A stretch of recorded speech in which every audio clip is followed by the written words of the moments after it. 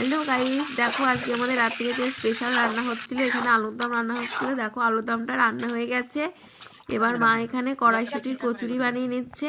দেখো তোমাদেরকে মা বানিয়ে দেখাচ্ছে কড়াইশুঁটির কচুরি।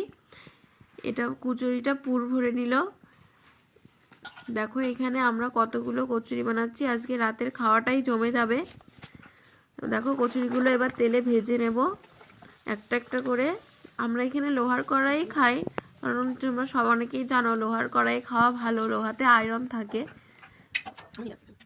তারপরে দেখো এখানে কতগুলো কচুরি ভেজে নিয়েছি, তোমরা দেখতেই পাবে যে কচুরিগুলো কি সুন্দর ফুলেছে।